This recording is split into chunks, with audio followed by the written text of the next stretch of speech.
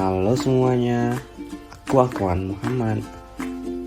Di video ini aku ingin menjelaskan tentang proses pembuatan gula pasir dalam skala industri.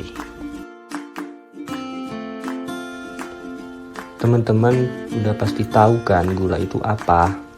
Selain bisa membuat olahan makanan dan minuman manis, tapi juga bisa meningkatkan energi tubuh dengan cepat. Gula bisa berguna untuk membuat kita bisa bahagia. Itu karena asupan gula bisa memicu hormon dopamin dan serotonin yang membuat suasana hati menjadi lebih baik. Akan tetapi, jangan berlebihan ya dalam mengonsumsi gula. Nah, di sini juga aku akan membahas bagaimana proses pembuatan gula pasir. Yuk disimak.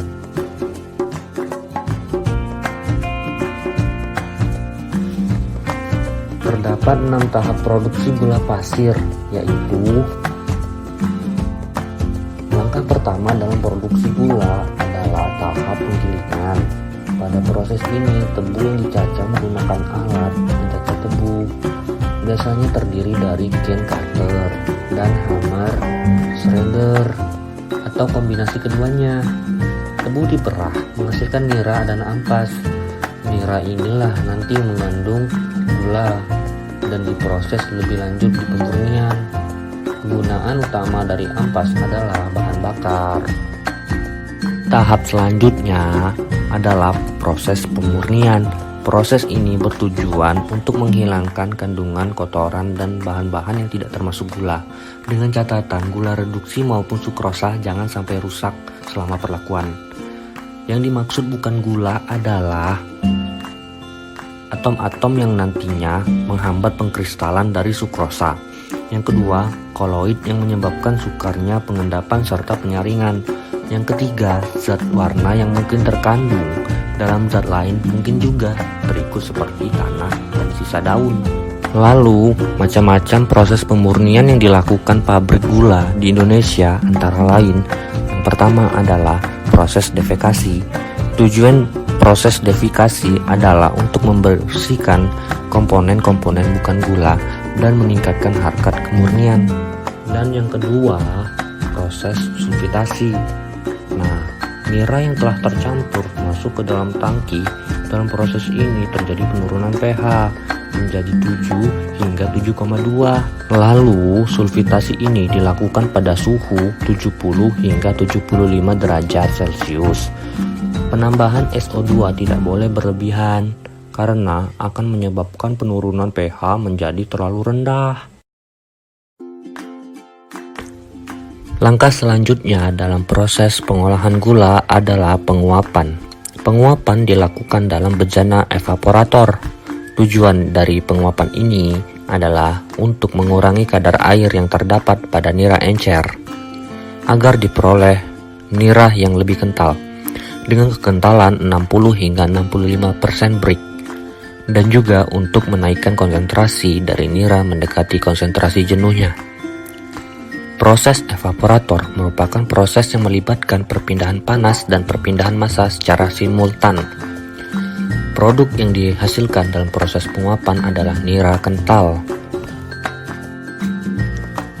Langkah selanjutnya adalah proses kristalisasi. Proses ini merupakan pembentukan kristal gula. Sebelum dilakukan kristalisasi, nira kental direaksikan dengan gas SO2 sebagai bleaching dan untuk menurunkan viskositas masakan atau nira. Pada stasiun masakan dilakukan proses kristalisasi dengan tujuan agar kristal gula mudah dipisahkan dengan kotorannya, sehingga didapatkan hasil yang memiliki kemurnian yang sangat tinggi. Untuk membentuk kristal gula yang sesuai dengan standar kualitas yang ditentukan, diperlukan untuk merubah sukrosa dan melarutkan menjadi kristal agar pembentukan gula mendapatkan produk yang sangat bagus.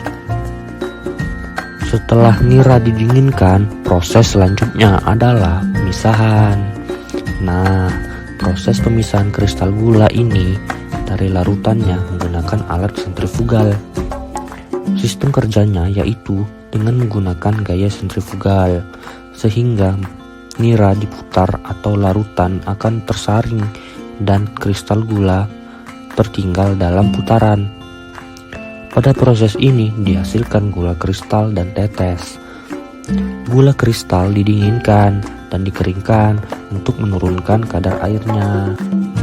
Pada tahap terakhir yaitu pemakingan, gula yang telah bersih dari besi yang terikat di dalamnya masuk ke dalam sugar bean. Sugar bean menampung gula, sedangkan sugar wedger mengisi dan menimbang gula dengan berat 50 kg ke dalam karung secara otomatis. Kemudian karung gula dijahit dan diangkut dengan menggunakan conveyor untuk disimpan di gudang penyimpanan dan siap dipasarkan. Sekian penjelasanku tentang pembuatan gula pasir. Video ini dibuat untuk memenuhi tugas ujian akhir semester mata kuliah Perancangan Pabrik Kimia 1. Jika ada kesalahan dalam penyampaian materi, tolong komen di bawah ya. Mari diskusi bersama. Semoga bermanfaat. Dadah.